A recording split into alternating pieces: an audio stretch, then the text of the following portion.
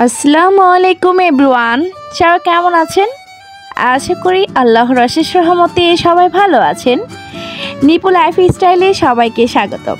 সকাল সকাল উঠে গিয়েছি, শীতের সকাল বলে কথা, আর উঠেই দেখি মা আমাদের জন্য নাস্তা তৈরি করছে। আসলে মা থাকলে যে সুবিধাটা পাওয়া যায় এইটা হচ্ছে এখনকার প্রমাণ। ঘুম থেকে উঠেই দেখি মা সব খাবার রেডি করেছে, এখন গরম গরম রুটি সেকে দিবে আর আমরা নাস্তা করে মা মেয়ে মাদ্রাসায় চলে যাব। এই যে দেখেন, আম্মু কিন্তু ফ্রাই প্যানে অলরেডি রুটি দিয়ে দিয়েছে আর এই হাতে বানাচ্ছে। আমরা বসে একটু নাস্তাটা কমপ্লিট করে নিচ্ছি, যে যার মতো যার যা খাওয়ার ইচ্ছে। আর বাবা তো ওই সাইড দিয়ে চা রুটি দুধ চা দিয়ে খেয়ে ফেলেছে, আর মানহাকে এখানে রোস্ট দিয়েছে, আমি একটু গরুর মাংস নিয়েছি। খাওয়া দাওয়া কমপ্লিট করে আমরা কোথায় চলে আসলাম? আমরা চলে এসেছি মানহার মাদ্রাসায়। আর এখন কিন্তু আস্তে আস্তে করে সব গার্ডিয়ানরা চলে এসেছে।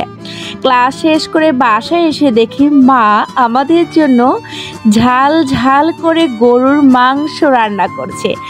আর তার সাথে কি আছে বলুন তো? তার সাথে আছে বেগুন ভাজা। এটা তো আমার অনেক পছন্দের একটা খাবার।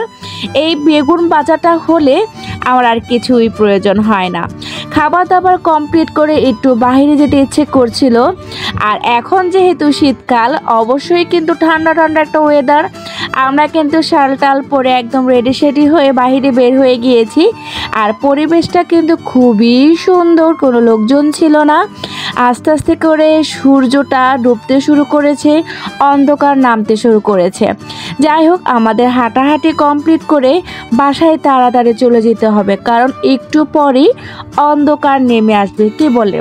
কারণ এখন তো তাড়াতাড়ি অন্ধকার হয়ে যায়। আর বাসায় এসে এক কাপ কড়া করে চা। কেমন লাগলো আজকে আমাদের ছোট্ট ব্লগটি? যদি ভালো লেগে থাকে অবশ্যই কিন্তু একটি লাইক কমেন্ট শেয়ার করে যাবে। আল্লাহ হাফেজ।